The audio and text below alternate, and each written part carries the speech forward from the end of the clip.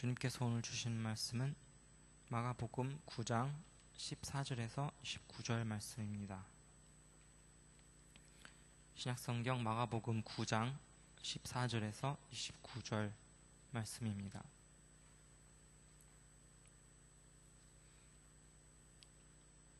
봉독하겠습니다. 이에 그들이 제자들에게 와서 보니 큰 무리가 그들을 둘러싸고 서기관들이 그들과 더불어 변론하고 있더라.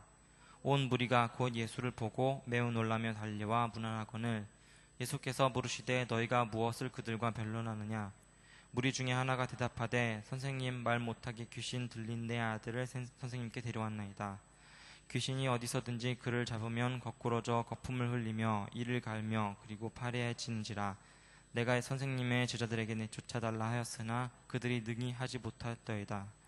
대답하여 이르되 믿음이 없는 세대여, 내가 얼마나 너희와 함께 있으며 얼마나 너희에게 참으리요. 그들 내게 데리고 오라 하시매 이에 데리고 오니 귀신이 예수를 보고 곧 그 아이로 심히 경련을 일으키게 하는지라. 그가 땅에 엎드러져 구르며 거품을 흘리더라. 예수께서 그 아버지에게 물으시되 언제부터 이렇게 되었느냐 하시니 이르되 어릴 때부터니이다. 귀신이 그를 죽이려고 불과 물에 자주 던졌나이다. 그러나 무엇을 하실 수 있거든 우리를 불쌍히 여기사 도와주옵소서. 예수께서 이르시되 할 수 있거든이 무슨 말이냐? 믿는 자에게는 능히 하지 못할 일이 없느니라 하시니 곧 그 아이의 아버지가 소리를 질러 이르되 내가 믿나이다. 나의 믿음 없는 것을 도와주소서 하더라. 예수께서 무리가 달려와 모이는 것을 보시고 그 더러운 귀신을 꾸짖어 이르시되 말 못하고 못 듣는 귀신아, 내가 네게 명하노니 그 아이에게서 나오고 다시 들어가지 말라 하시매 귀신이 소리 지르며 아이로 심히 경련을 일으키게 하고 나가니 그 아이가 죽은 것 같이 되어 많은 사람이 말하기를 죽었다 하나 예수께서 그 손을 잡아 일으키시니 이에 일어서니라. 집에 들어가심에 제자들이 조용히 묻자오되 우리는 어찌하여 능히 그 귀신을 쫓아내지 못하였나이까? 이르시되 기도 외에 다른 곳으로는 이런 종류가 나갈 수 없느니라 하시니라. 아멘. 아멘. 오늘은 예수님께서 귀신 들린 한 아이를 고치시는 이야기입니다. 예수님이 이 사건이 일어나기 전에 예수님의 세 제자 야고보와 요한과 베드로를 데리고 산으로 올라가셔서 그 변화산에서 모세와 엘리야를 만나서 서로 대화하시고 거니는 그런 사건이 있었습니다. 이런 놀라운 하나님의 나라가 우리 가운데로 임하는 이런 장면을 경험하고 예수님의 제자들은 마치 꿈을 꾼 듯한 그런 황홀경에 젖어서 예수님과 신나게 대화하면서 기분 좋게 내려왔을 때 땅에서는 다른 일이 벌어지고 있었어요. 한 아버지가 자기의 자녀를 데리고 와서 귀신 들린 이 자녀를 고쳐달라고 이렇게 요청했는데 제자들이 아무도 그 아이의 병든 것을 고치지 못한 거지요. 그래서 서기관과 바리새인들이 쭉 둘러서서 변론하고 있었는데 사실 그 변론의 내용이라고 하는 것이 뭐라고 그럴까? 조롱과 비난이죠. 그래서 마치 때를 잡았다, 기회를 잡았다 하는 듯이 서기관과 바리새인들이 예수님의 제자들을 조롱하고 경멸하고 그들을 비웃고 있는 장면들을 예수님과 이 세 제자가 본 거예요. 그래서 예수님 마음속에 정말 안타까운 마음이 일어났던 것 같아요. 그래서 자세한 설명을 듣기를 원하셨고 예수님의 제자들이 그렇게 설명을 해드리자 예수님이 정말 이렇게 한숨이 나온 거예요. 믿음이 없는 이 세대에게 내가 언제까지 이 믿음 없는 것에 대해서 내가 오래 참아야 될까라고 예수님이 한탄을 하시면서 그 아이를 고쳐줍니다. 그 아이의 질병이 굉장히 중하고 겉으로 보기에 정말 무서운 그런 모습처럼 보이고 경련이 일어나서 이렇게 거품이 나고 이런 것들을 봤지만 예수님은 두려워하지 않아요. 오히려 그 아이가 고통당하고 있는 중에도 이 아이는 언제부터 이렇게 되느냐 이렇게 물어보시고 아버지에게 정말 이 아이가 고침 받기를 원하는지 물어보고 예수님께서 고쳐주십니다. 그런데 이 아버지와의 대화 속에서도 화두는 믿음이에요. 할 수 있거든이 무슨 말이냐? 믿는 자에게는 능히 하지 못할 일이 없다 이렇게 선언하십니다. 그래서 예수님과 이 제자들 또 예수님과 이 병이 든 아이의 아버지와의 관계 안에서 예수님께서 주시려고 하는 주된 메시지는 믿음을 가진 사람이 되어라 라고 하는 것입니다. 그래서 아버지와 아들이 다 떠나가고 이제 주변에 사람들이 없을 때 예수님의 제자들이 조용히 나와서 우리는 어떻게 해야 이런 예수님과 같은 믿음의 능력들을 가질 수 있습니까? 이렇게 여쭈어 보죠. 그럴 때 예수님께서 말씀하신 것은 기도 외에는 다른 능력이 나올 수 없다. 이런 능력이 나올 수 없다. 이렇게 선언하십니다. 그래서 오늘은 우리가 믿음에 대해서 좀 공부를 해봐야 되겠다. 우리가 믿음이라고 하면 많은 분들이 믿음을 신념하고 이렇게 좀 혼동하는 것 같아요. 그래서 믿음은 그래, 믿어야지 해서 믿어지는 게 아니라는 걸 좀 우리가 이해를 해야 될 것 같아요. 믿음이라고 하는 것은 우리의 의지로 믿어야지 해가지고 믿어지는 게 믿음이 아니에요. 믿음이라고 하는 것은 그냥 알미죠. 단순하게 그것이 그렇구나 라고 하는 것을 아는 것이 믿음입니다. 그런 단순한 믿음을 우리 안에 가지고 와야 되는데 우리의 믿음은 굉장히 복잡한 과정을 거쳐서 증거가 필요하고 또 논리적으로 이해가 돼야 되고 그래서 그것들을 내 마음속에서 계속해서 그럴 거야 라고 확신을 시켜줘야 생기는 그런 믿음은 믿음이 아닌 것이에요. 예수님이 말씀하시는 그 믿음은 그렇구나 라고 하는 깨달음 속에서 믿어지는 거죠. 그냥 단순하게 그래 맞아 그런 거지 라고 생각하는 것이 믿음입니다. 그래서 오늘 우리가 믿음을 봐야 됩니다. 첫째, 우리가 하나님에 대해서 믿음을 가져야 돼요. 어떤 믿음을 가져야 되는가 하면 하나님을 향해서는 하나님께서 우리 성경 가운데 나는 이렇다, 나는 이런 사람, 이런 존재다 라고 말씀하시면 하나님은 정말 그런 분인 것이에요. 거기에 대한 믿음이 있어야 돼요. 나는 자비로우며 긍휼이 많으며 오래 참는 하나님이시다. 이렇게 하나님께서 이렇게 선언하셨다면 우리는 그냥 단순하게 하나님은 자비로우시고 긍휼하시며 오래 참으시는 하나님이시구나 라고 생각해야 되는 것이죠. 거기에 뭐 어떤 군더더기를 붙일 것도 없고 뺄 것도 없는 것이죠. 그냥 있는 그대로 하나님은 정말 그런 분이십니다 라고 하는 동의가 있어야 되고 이런 하나님 자신에 대한 말씀을 우리가 들었을 때 아멘이라고 우리 마음속으로 분명한 확신이 들어야 합니다. 이것이 하나님에 대해서 가져야 할 첫 번째 믿음이에요. 근데 많은 분들이 그런 어떤 성경 말씀에 하나님이 자기 자신에 대해서 예수님께서 자기 자신에 대해서 말씀하시면 연구를 하죠. 많은 분들이 그 문구를 이게 무슨 뜻일까 이렇게 생각하면서 정말 그럴까? 그렇다면 이 하나님께서 뭐 이렇게 복잡한 과정을 거치게 되니까 그 과정을 통해서 그만 우리는 의심하게 되고 말아요. 그런 하나님을 믿지 못하고 신뢰하지 못하고 머릿속에 지식으로만 간직하게 되지 내 삶 가운데 정말 하나님은 그런 분이십니다 라고 긍정하지 못하게 되는 거예요. 그래서 여러분 성경 가운데 하나님이 자기 자신에 대해서 나는 이런 하나님이다 라고 말씀하시면 그냥 그것을 그대로 반복하시면 돼요. 주님은 그런 분이십니다. 그것을 제가 분명히 압니다 라고 선언해야 되고 여러분들이 기도할 때에 이런 하나님에 대해서 그대로 고백하는 것이죠. 하나님은 사랑이시다라고 하는 성경 말씀을 우리가 봤다면 주님께서 사랑이시라는 사실을 제가 분명히 압니다. 이렇게 말해야 되는 것이죠. 만약에 여러분 마음 가운데 그런 어떤 여러분 뭐라고 할까요? 여러분의 이 마음속 깊은 곳에서부터 여러분의 그 배꼽 아래 단전에서부터 이렇게 올라오는 정말 그렇습니다라고는 동의가 여러분 마음 가운데 안 생기면 그럼 여러분 기도하시면서 이것을 무한 반복하시면 돼요.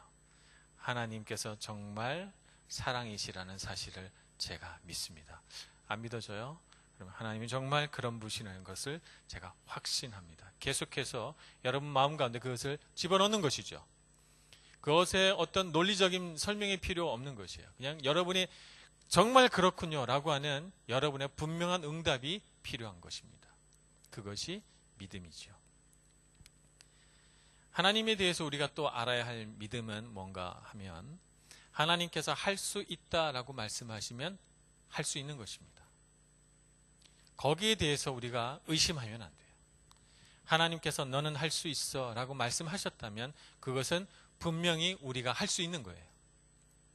그런 부분에 대해서 내가 할 수 있을까? 라고 생각하는 것은 믿음이 아니에요.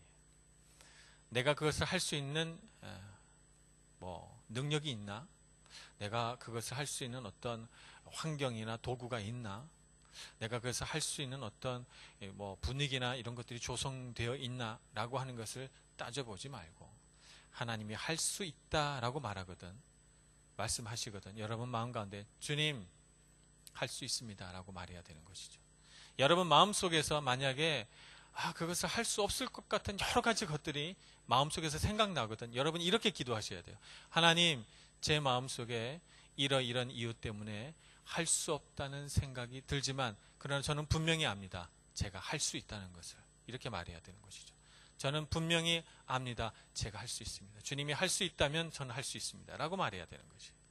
그래서 여러분 삶 가운데 정말 넘어갈 수 없는 어떤 벽, 여러분 삶 가운데 정말 불가능할 것 같이 보이는 어떤 이런 일들 앞에서 여러분 마음 가운데 하나님 넌 할 수 있어 라고 말씀하시는 것 같거든.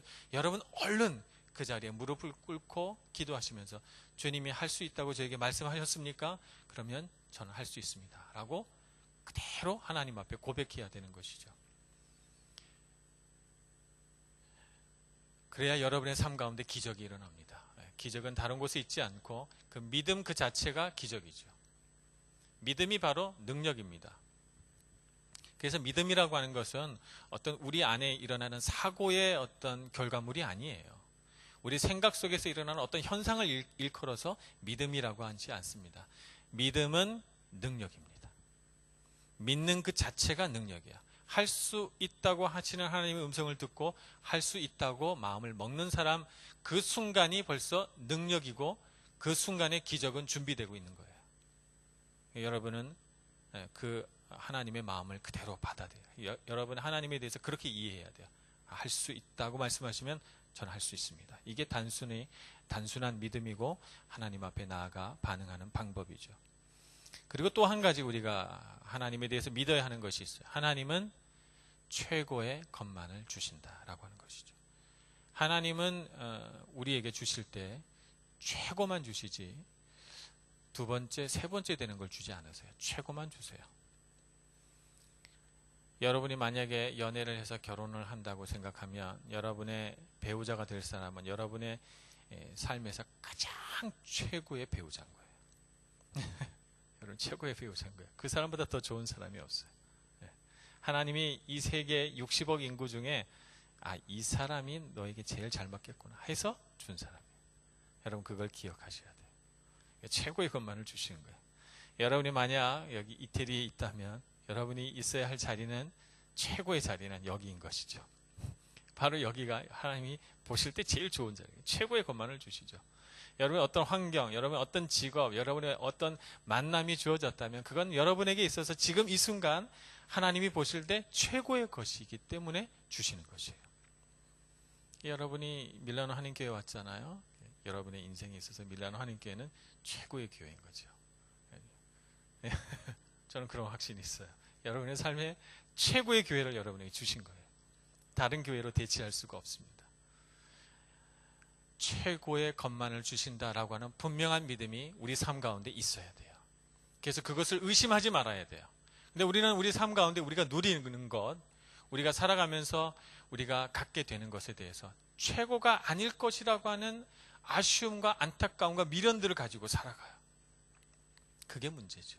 그래서 그런 미련과 안타까움을 가지고 자꾸 뒤를 돌아보죠.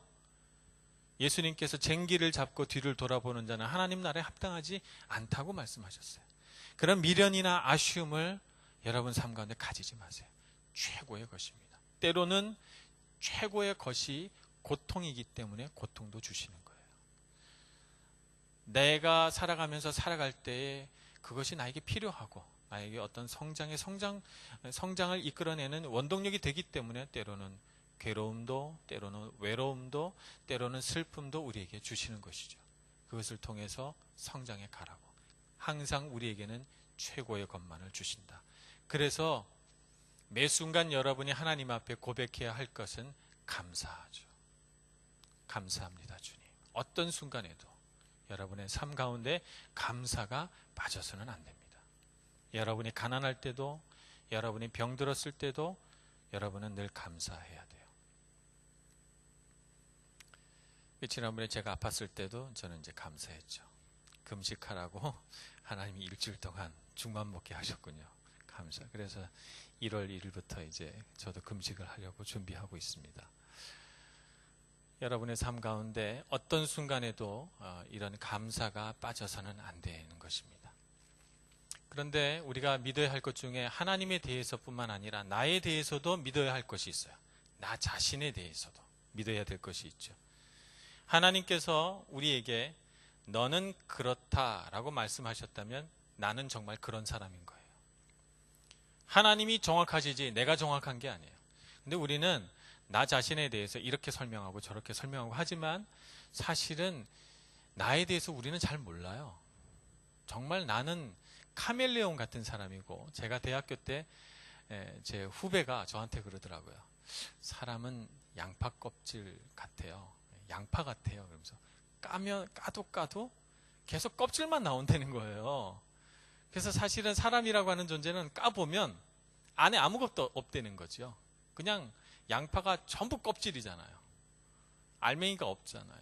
그냥 까보면 속에까지 가장 밑에까지 그냥 다 껍질이죠. 사람도 그냥 까보면 다 그게 그냥 껍질이 그 사람의 존재예요. 네. 그런 얘기를 하더라고요. 저는 정말 그렇다고 생각합니다. 사람이라고 하는 건 정말 하나님이 지으신 신묘막측한 존재라. 내가 내 자신에 대해서 내가 이렇다라고 말해도 그게 정의가 안 돼요. 나에 대해서 저는 좀 내성적이에요 이렇게 말하지만 어떤 데 보면 나는 사람을 너무 좋아하고 활동적이고 외향적인 사람이 될 때가 있어요. 사람을 너무 좋아해. 그러면 내가 외향적인가? 이렇게 생각을 해보면 혼자 조용히 있고 싶고 혼자서 책 읽고 싶고 뭐 이런 또 욕구가 내 안에 있거든. 그럼 내가 내성적인가? 사람은 자기 자신에 대해서 뭐라고 정의할 수가 없어요. 나에 대해서 가장 잘 아시는 분은 누구신가요? 하나님이시죠. 그러므로 우리는 너는 그렇다라고 하는 하나님의 음성을 들어야 됩니다. 하나님이 너는 그렇다 그러면 그것이 나예요. 그것을 믿는 믿음이 우리 안에 있어야 됩니다.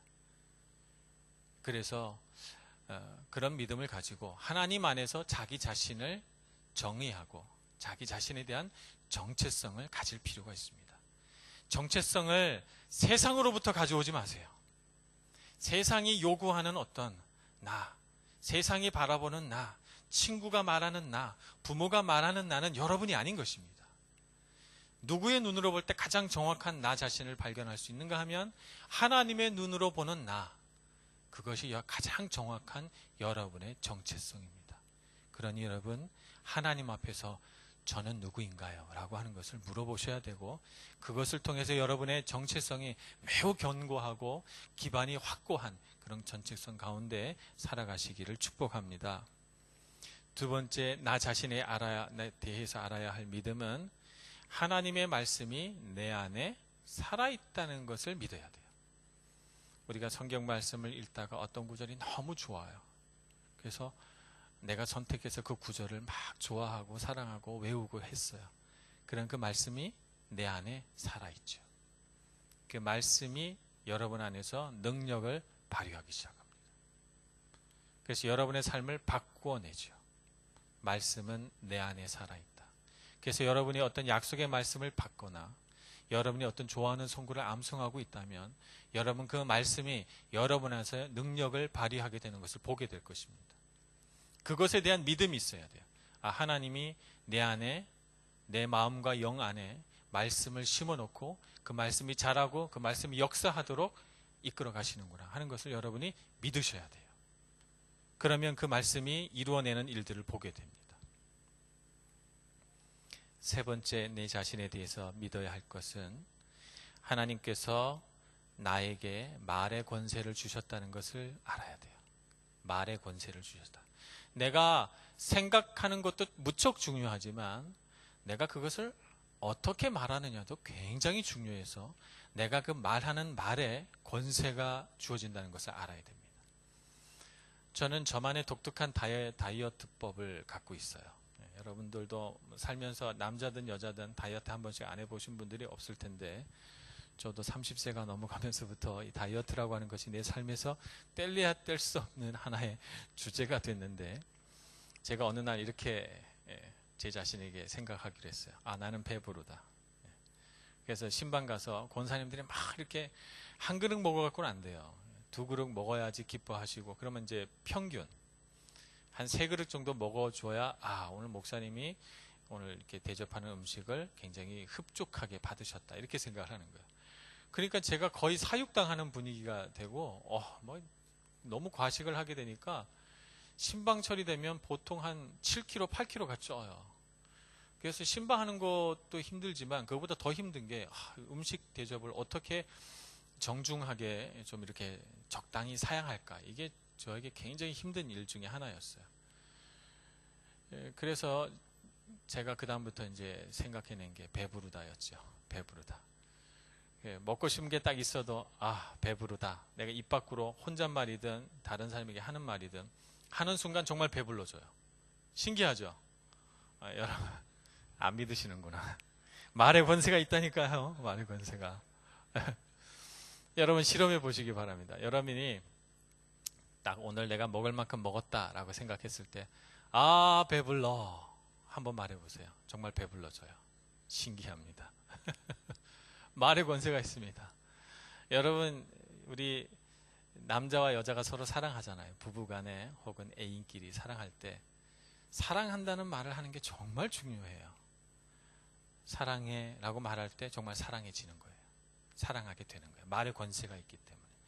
근데 사랑한다고 아무리 마음속에 100만 가지 좋은 생각을 많이 해도 그걸 입 밖으로 표현하지 않고 좀 기분 나빴을 때 왜 이렇게 귀찮게 라고 한마디 하면 그냥 그 사람은 귀찮은 사람이 돼버리는 거예요. 말의 권세가 있어요. 그죠?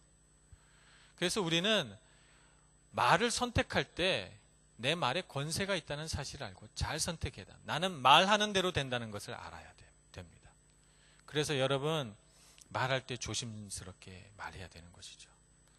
하나님 앞에 기도하는 것이 왜 중요한가 하면 그 기도하는 말이 다 여러분의 삶에 권세가 되기 때문이에요.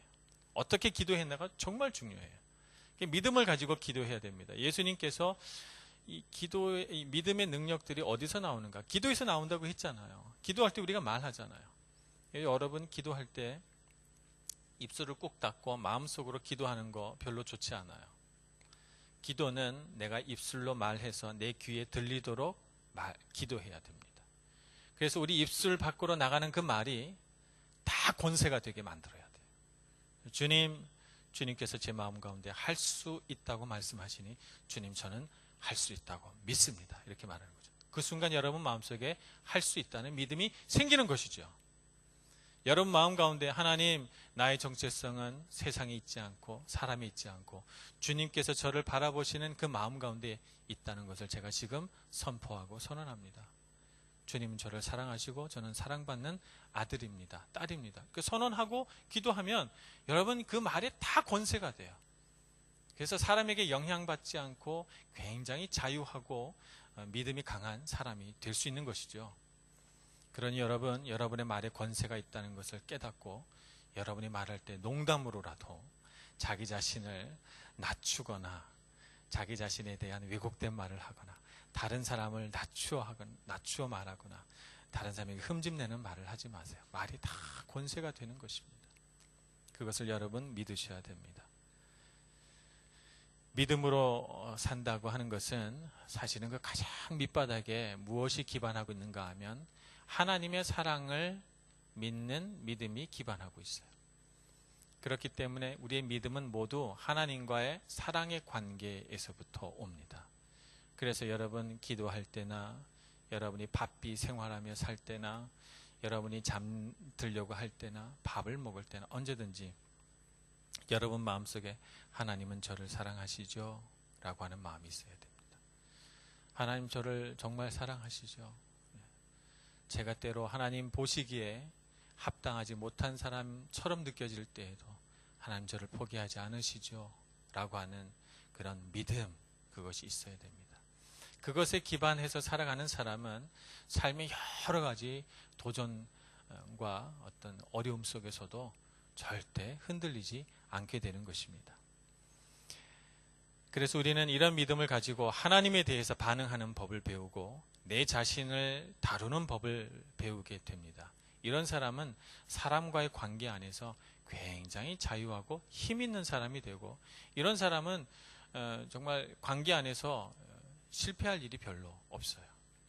그래서 우리가 이것을 알고 믿음 있는 사람이 되어야 할 것입니다. 야고보서 1장 5절 6절 말씀을 한번 보겠습니다. 야고보서 1장 5절 6절 말씀,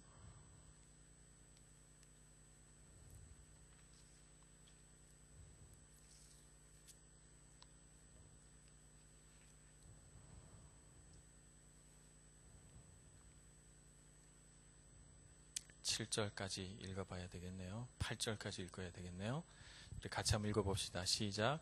너희 중에 누구든지 지혜가 부족하거든 모든 사람에게 후히 주시고 꾸짖지 아니하시는 하나님께 구하라. 그리하면 주시리라. 오직 믿음으로 구하고 조금도 의심하지 말라. 의심하는 자는 마치 바람에 밀려 요동하는 바다 물결 같으니 이런 사람은 무엇이든지 주께 얻기를 생각하지 말라. 두 마음을 품어 모든 일에 정함이 없는 자로다 라고 했습니다. 여기 보니까 하나님은 어떤 하나님이시라고요? 모든 사람에게 후히 주시고 꾸짖지 아니하신 하나님. 그럼 하나님께서 이렇다고 하면 우리가 이런 줄 믿어야 되겠죠? 하나님은 후히 주시고 꾸짖지 아니하시는 하나님이시군요. 하나님은 정말 그런 분이십니다. 여러분 마음 가운데 그걸 받아들여야 되는 것이죠. 아, 하나님은 그런 분이시군요. 제가 그걸 믿습니다. 하나님, 제가 믿음을 가지고 후히 주시고 꾸짖지 아니하시는 하나님을 향해 믿음을 가지고 나아가겠습니다. 하나님, 이번 달에 제가 노트북이 고장났어요. 주실 거죠? 후히 주시고 꾸짖지 아니하신다고 했으니까 내가 때로 어리석게 주님께 요청하고 기도해도 사랑이 많으신 하나님 저에게 주실 줄 믿습니다 라고 하는 믿음이 여러분 가운데 있어야 됩니다. 그래서 여러분 삶 가운데 가장 구체적이고 정말 작은 것까지도 하나님께 요청할 줄 알고 도움을 구할 줄 알고, 그래서 하나님과의 관계 안에서 믿음으로 무엇이든지 구할 줄 아는 그런 마음을 가지셔야 합니다. 외국에 나와서 이렇게 혼자 생활하다 보면 참 어려움이 많아요. 생각지도 못하게 작은 일 하나에도 기분이 나빠서 아침에 일어날 때는 분명히 기분이 좋고 행복했는데 저녁에 잠자리에 누울 때 피곤하고 지쳐서 너무 마음이 괴롭고 번민이 가득 차서 누울 때가 있습니다. 여러분, 하나님께 나아가시기를 바랍니다. 기도하시기를 바랍니다.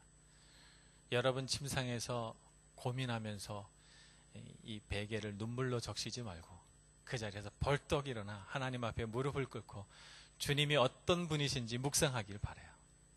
그리고 그 하나님께 기도하시길 바랍니다. 후히 주시고 꾸짖지 아니하시는 하나님의 품에 달려가서 와락 안기고, 그래서 그 여러분 마음속에 일어났던 모든 번민과 고민과 어려움들을 다 털어버리시고 하나님이 있으니 나는 행복하다 생각하시고 잠이 드시길 바라요.